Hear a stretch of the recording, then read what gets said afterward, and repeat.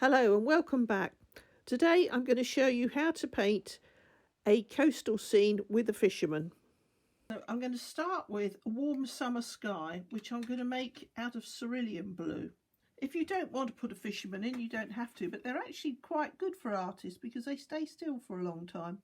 And the sky is just a foil for the picture because the waves and surf are very interesting. I'm not using latex today because I know not all of you have it, so I'm making a dark brown out of indigo and burnt umber. It needs to be a rich warm brown for the summer's day. And some of the rocks have got seaweed on, so I can make those quite dark. I'm just leaving gaps for the water rolling off them and gaps for where there isn't seaweed. If you feel that the rock could be a bit darker when you put the paint on, just drop some more paint into the wet area and it'll find its own position. And it'll look very good being dark and light next to each other. And there's a little gap there with a little bit of sea showing. And then on the next rock the growth is a bit more patchy, so I'm changing to a smaller brush, same paint. I'm just going to take the brush for a walk. Because it's a smaller brush it won't go on as well, but I can do the same method of dropping the paint into the wet paint and it'll make it darker. And I'm doing the strokes up and down on the next rock because there's longer seaweed there and it's sort of hanging like curtains. So I'm now going to go back and just before it's dry and drop the same paint in. And coming along the waterline there's still lots more weed. It's just found its own way of hanging on. I will put a list of the colours and hints and tips in the description. I've just put a few downward strokes on just to show the way it's hanging, the weed's hanging. I'm now moving up and I've got Naples yellow. If you haven't got Naples yellow you could use weak yellow ochre. I'm just putting on with a small brush because I don't want to load it too much. The rocks are more sun bleached and dry. I've also got a homemade grey to tint them slightly as well. Need a little bit of everything with rock. So the homemade grey is just good for separating them because the yellow pushes other colours back. So it's a good way of doing a crevice. I'm just moving up gently, so not too much paint on the brush, and then moving the paint that I've already put down to give a effect of the sun being on there. And then all the way up to the top. A little bit more water, move some of the paint off the first rock just to make sure it looks really nice and dry. And these are all at an angle. That's the way it's been eroded, I think. So I'm just gently going over it, letting the brush skip over the paper. And then I'm using yellow ochre because it's got a contour, it goes around a curve. So starting from the bottom, putting the darker colour in, and that makes it into like a ledge. And then a little bit of water just to move the existing paint around again. And then returning to the yellow ochre for the rest of the ledge, making it a little bit lighter, spreading it out. And if you do it gently you can remain in control. I'm going to lighten this bit here because it's a darker bit on top of it and I want a good contrast. So that's made a good start. Now coming down to the waterline again, I've got one that's an entirely different colour, so I'm going to use some Indian red or Venetian red, whichever one you've got. That you can mix red with yellow ochre or raw sienna to get this if you haven't got it. You don't need to rush out and buy anything. You can manage by mixing things and then just making a few little dark marks before I return to the homemade grey. And then finally the yellow ochre. It's got all sorts of colours on here. I don't want to make it too strong, so I'm just going to move the paint that's already there with a clean brush. And again there's a little rock just breaking the surface. But moving further along they go to all sorts of odd greys. So the homemade grey is very good because it's got yellow ochre in it already and blue. It will harmonise, it won't look out of place. So moving on, there's a big crevice, so I'm just going to put a line in for that, and then lots more of the seaweed hanging on. So I'm just going to put that in and then drop some Naples yellow in between it, just so it gives an interesting pattern. Then water just to take it out a bit, because again it's on a curved area, it's not flat, and it continues behind my fisherman.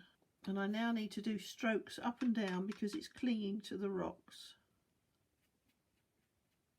And here it's slightly brighter, so I'm just using slightly stronger yellow ochre, and then changing to Naples yellow again as it goes up, using the water to take the paint for a walk. And then there's a little bit more seaweed growing, so I'm just going to, on the wet paper, put in the brown, and then some homemade grey to give a contrast. And I can change to a bigger brush now and work my way further up with a richer colour. So I'm going to use the Venetian red again and mix it with raw sienna and just add it in small areas. It's very pale. Use the water, just take the paint for a walk. Now I can return to an area that needs more brown that I had to let some of it dry. If you're doing a tiny area, use the point of the brush, hold the brush at a steeper angle, and then I'm dropping stronger paint into that space and then returning to fill the gap with yellow ochre, picking out bits that are easy and obvious to start with because it is a complicated cliff. It's a nice grey area, and then come down to a mixture of the grey, which I'll tint with some Naples yellow, and that's given me quite a depth there. I'm now going to move to the far hillsides and put those in. So we're using yellow ochre and raw sienna, just putting it in. Now I'm going to drop a green in. I'm going to use sap green and I'm going to tint it. As it's a long way off, I'm going to tint it with some French ultramarine. Just drop it in from the bottom, let it find its own way. It goes all the way around these cliffs. So now I need to break it up a little bit, so I'm going to add a little bit of Indian yellow to the top and then a different green at the bottom. I'm just mixing some chrome yellow with the green I've just mixed, sending it up just with a flick of the brush. Now I'm going to add a little bit of Viridian green to the mix, add a little bit of French ultramarine with it, and get different green entirely, which I'm going to mix with the first green just to tint it. I want subtle changes, not big ones. Makes it look as though it's got different growth in different areas. I'm just going to drop that in, trying not to touch too much. With a flat brush, slightly damp, I'm just moving the green that I put down earlier and just blending it into the hillside. There's all sorts of foliage to go on there, and just put a dark line on. Very thin, quite an uneven line at the top. It's just sort of rocks and a bit of grass that stick on there. And again down here, just follow the line down. Headland over here. So I'm just going to put a top line on and then mix it with yellow ochre that's quite diluted. Just blend them together. Use the brush and just make downward strokes like that. I'll wait till it's a bit drier. And then that just breaks up the edge of the cliff nicely. I want the fisherman to show up against the sand, but to harmonise with the picture, so I'm going in very gently with warm tones to establish the figure. So I'm just going very gently. I'm not necessarily going all the way to the edge of my pencil marks. I'm just putting the shape of it in roughly, and his feet are slightly stuck in the wet sand. And there's shadows to go on.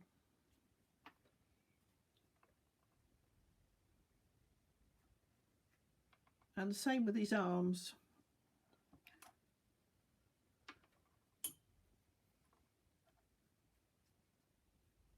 His hands are around the rod.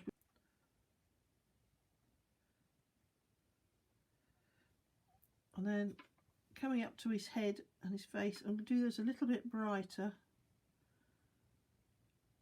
If you don't want to do somebody's head or face, stick a hat on them. But heads are really not round balls, they're more like potatoes. So now I can put some clothes on him. I've got shorts that he was wearing that look as though they're red, green and mustardy coloured around the waistband, and there's a shadow on them from the fishing rod. Go down the front to the knee and up, and go round the back and then up and down again for the second leg that's more obvious. I don't want the pattern to dominate, so I'll leave it like that for now and add a little bit of green for the check, and let's let it bleed into the wet area. You don't have to show everything, you just make the suggestion of it, just going across just very lightly. And the same with the red. I'll just pick any red from the palette and just drop it in. You can see it's dried off a fraction now since I put the green in, that the red's more dominant, and then go across just at random.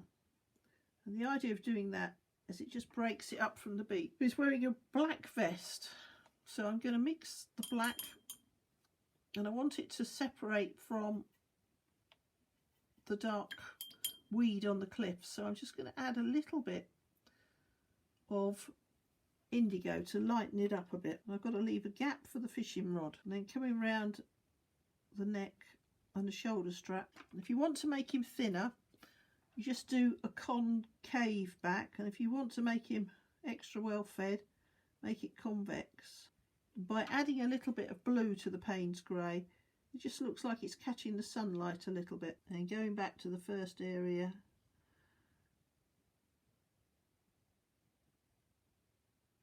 and then round his arm.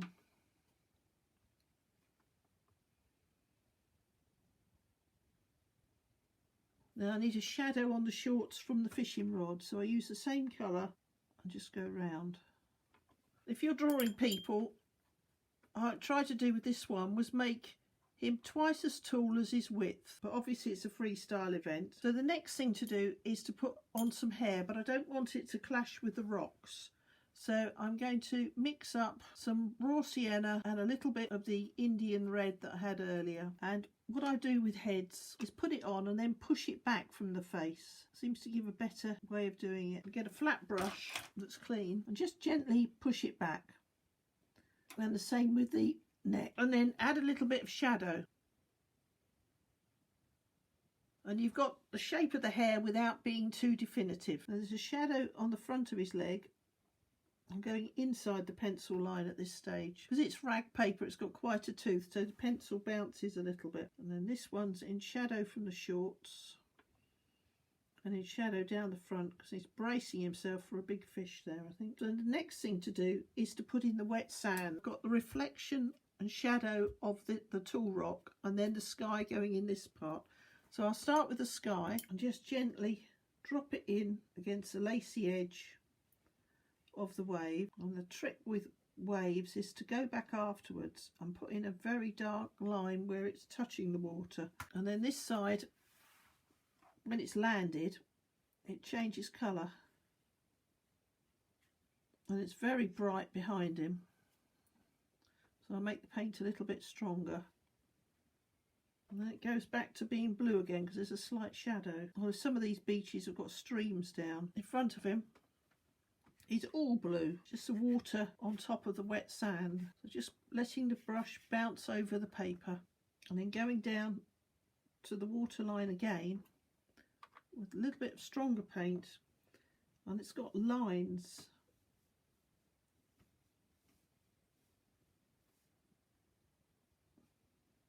Not all over it, so I'm now going to go back and soften those a little bit, and they continue slightly here. It may be a stream going down. I've just rubbed some of the pencil back around the man's leg and some on the bottom of the rocks. My next step is to put in the sea so that I can get the tones to harmonise. Just short of the land because I've got to put the cliffs in yet, and there's a lot of white water around the edge. And just add a little bit of Viridian green. I'm just going around this rock because there's a little bit of sea showing all around it. And going back to the blue, and just bringing it forward, try and make more of a solid line there. And then I'm going to add more Viridian, just warms up the colour. Just put another line in and just bring it forward, and then I'll change the colour again. I'm not using latex today, I'm going round the white wave. So I now need to change to turquoise. I'm using cobalt turquoise today, and that's not so transparent, so I'm going to use water and just move it forward with a wet brush. and go round the breaking surf. And I'm going to try and bring it forward a bit more so that I've got less of a change in the colour. As the waves are breaking into the bay, they're more green, so I'm going to use the Viridian again, but I'm mixing it with Naples yellow this time, which will make it more milky.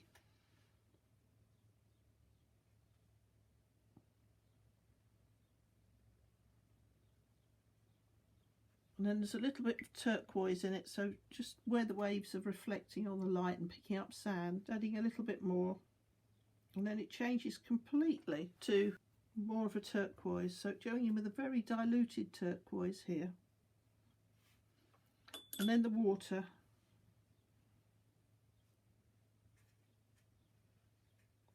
I can put highlights on it afterwards, but I just need to sort out the blue from the white at the moment. So that's got it coming into the bay. This wave up here is completely white. So now I need to put some areas of the water bouncing in and bouncing out. So I've got a blue line that's quite handy. Just shows where they're rebounding. And inside the blue line is quite green. So I'll go back to the green mix. Just drop it in. They're only subtle changes. Doing it very pale to start with, and then I'll strengthen it. You can see that one wave's coming, another one's going back, and another one's coming. Where it's coming in, it's slightly darker, and it's got a green shadow where it's just missing the sun for a second. So I'll drop the green in, catching the light again of the sun and the sky. So it's a different colour, and it goes right up to this rock. And then as it's breaking the other way, I'm going to do the brush strokes the other way.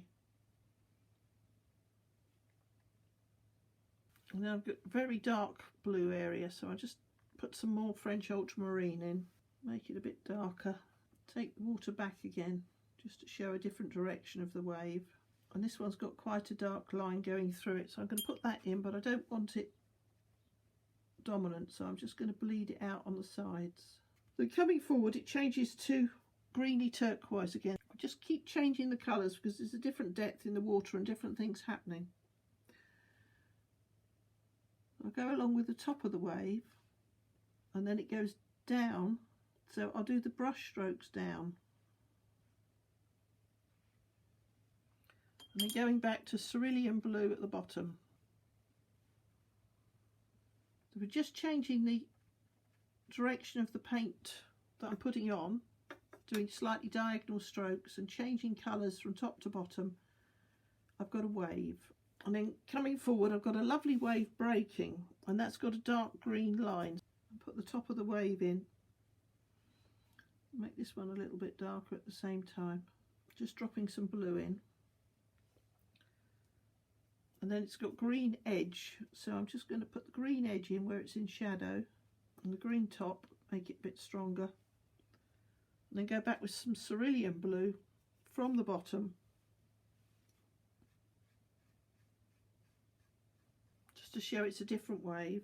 Now coming forward, I've got foam, so I'm going to change brushes and use a smaller brush and just get a big puddle of paint. Take the brush for a walk, still leaving the white paper. That it's bouncing everywhere, so I've got different colours. I need to put them in quite strong because otherwise the white won't show. It's bouncing everywhere. And then over here it's a bit more solid. Just bouncing off the rocks and going all directions. It's very confused at this state. So all you can do is make a pattern and take the brush for a walk. And I'll change colours as it's getting darker as it gets into the more shallow water. And going all directions. You just have to do this gradually to get it to look reasonable. I'm just going to join some of the blue up to it. And then I've got a little bit more coming forward. There's some bigger areas, so I'm going to use a bigger brush and I'm going to change the colour again. But it's not a line, it's very jagged, so I'm just working the paint out in different directions after I've done it. I can put some bigger areas in further back, but I don't need many of them. Then I get to the middle of the wave and it changes to a more grey colour, so I'm just going to put a little bit more in here. And then I'll add some grey to the paint, add a little bit of green as I go, and a little bit of Naples yellow because there will be sand thrown up. And get a bigger brush, move the paint that I've just put down, and I'm going to put a slight curve on it because it's coming in at an angle. And I'll get the dark blue again, just make some more lines. And it's in a very confused state because there's a lot of water hitting the beach and then bouncing back at the same time, and it's coming from the side of the rocks, and an area here that's quite yellow. So I'm going to put those in to claim the space, and then coming off from the rocks again, the other side of the wave, I can go over the fishing rod. It's quite solid, and I'm going to add a little bit more stronger colour. There's a shadow around the rock, and then it changes to green again, and then back to more ribbons. And these are all quite grey in the middle, just doing little wiggly lines. There's one wave coming and another one going back. All these changes help, gives you more interesting pictures. I'm now going to the background and adding a few darks and other areas to balance the picture, and then I can put in more darks in the rocks to even it out. And it's a long way off, so all you can do is show a colour change, not any detail. So I'm just putting in stripes at a slight angle to show the rugged cliff face, starting from the top again. Just do little curves and then go back, sideways mark, and then clean the brush, not too wet. Just pull the paint down that's all that I've just put down. Just coming round the corner here, letting the brush skip over the page so it's not leaving a completely solid line. Just a few highlights, and just put a little bit of shadow underneath here where the water is changing colour with the activity. Now moving forward, I put some of the dark areas of rock in, but not all of them. I was just breaking the area up so that I could find what was on the hillside. You need a point of reference, and that's showing the distance now of everything. It's giving it some harmony. I'm going to get the clear brush, no paint on it at all, and just scoop some of the paint off the top to show that it's catching the sunlight. So now it's time to move further up the rocks, and I've got a big shadow, so I don't want to make it too dominant yet, so I'm going to go in with weak indigo and just suggest it, and then when I've sorted out all the other tones I can come back and highlight it. And then the next one is all dark, so I'm just going to wet the brush a bit more and put it in lightly to start with, doing sideways strokes this time to separate it from the rock below, wetting the paint down a lot, using water and taking it back, little lines, and then water them afterwards to show that the rock has been eroded in layers. I'll go back with a lighter reddy brown and just float it in. I'll put it in and pull it back, adding a little bit of water and paint and going from the other side this time. And then I'm going to pop some Naples yellow in, which will send the paint back. Just a little, just does it with a chemical reaction.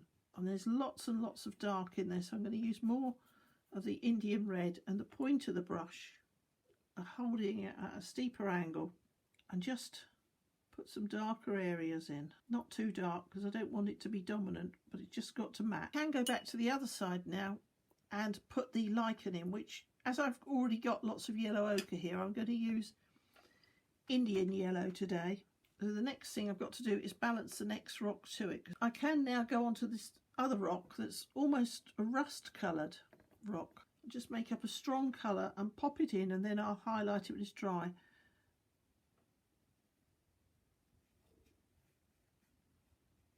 I'm just going to use water to move the paint I've put down, and then going up from it it's another grey rock. It's amazing how all these different colours are together. I want to make that a little bit grey, so I'm just going to drop some blue in. I'm just going to use more water. Let's put it up to where my picture finishes. And then further up, I've got even paler rock in the middle. So I'm using Naples yellow, taking it down. And then it gets stronger as it goes underneath. And I've got a good shadow, so because I've got so many other browns, I'm going to use indigo for the shadow. It's a big crevice here, but it's not too strong. Again, just using the water on the edges just to give it a bit of a lost edge. And then right next to it is more of the bright orangey colour again. And then it goes on to all sorts of mixtures of oranges and yellows, so changing the colour again from what's on the palette, and this time going in sideways, just wiping it off where it's overlapped fractionally. And then to add variety again, we've got another area that's grey. So they're all in, and when they're dry I can just put a few areas that are in shadow around them. So the next stage is to put darker sand around the fisherman so he stands out a little bit more. And it's a reflection of these rocks in the wet sand. So I'm going to start with some of the orangey yellow that I've just used and just drop it in. But because of the water, it's got little lines in it. So I'm just going to use the tip of the brush. Controlled areas in. Some of them are quite dark. So from the dark ones, I'll go from the other direction. And then just take them off a little bit with the brush to make them slightly lighter. It's just the water pulling the sand back to the sea. And then in front of him, the lines go the different direction, but I don't want to make it look odd, so I'm just going to go in very gently. And give a more subtle hint than they actually were. And then just move it around with the wet brush. And then coming forward, I've got more dark areas again.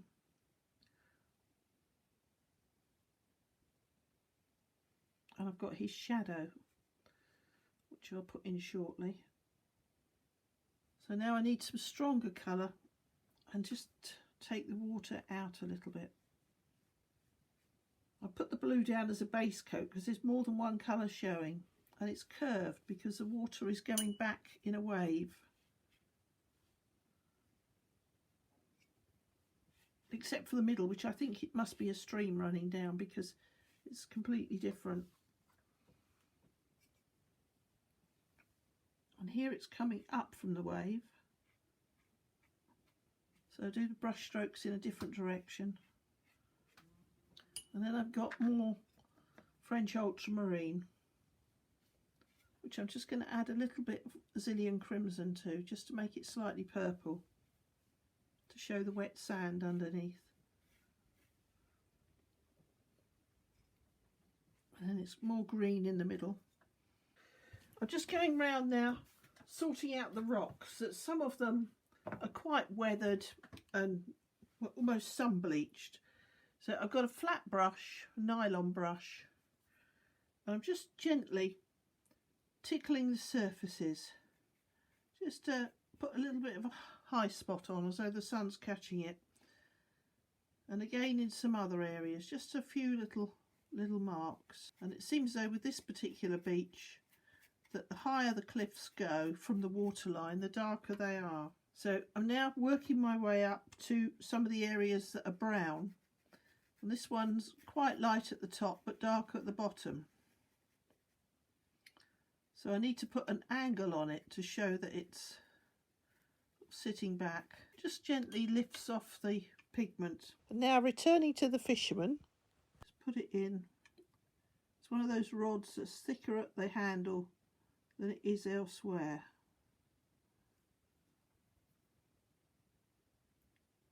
Around his hands. You can't really see much through his hands, but I'll put a suggestion in.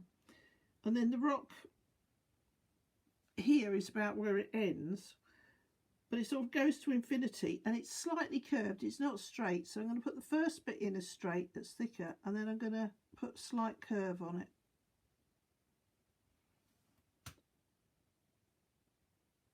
just going very gently. You don't have to use a rigger. A rigger just holds more paint.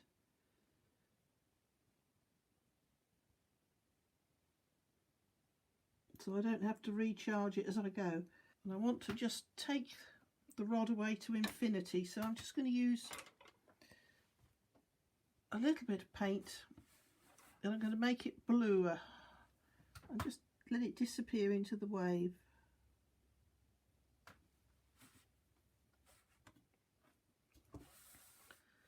I'm just going over the back of the wave, just putting the slightest amount of colour in just to break it up the white area. And then I'm going to use homemade grey for the front.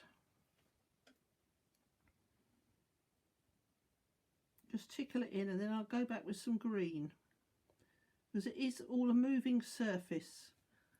So I just need to break it up a little bit. And the grey is fairly translucent, so it's sort of, when it's dry, it sinks in nicely, that you're aware of it but you can't really see it. And same with the bigger wave at the back now. I'm just going from the front to the back, just putting in a few streaks. I've just added a few little highlights here and there, but the idea of the picture is to convey a sunny day with lovely surf breaking and somebody enjoying the beach to the full. And I hope that you get to walk round St Austell Bay and visit Pentewen and enjoy a lovely day at the seaside. Thank you very much for watching.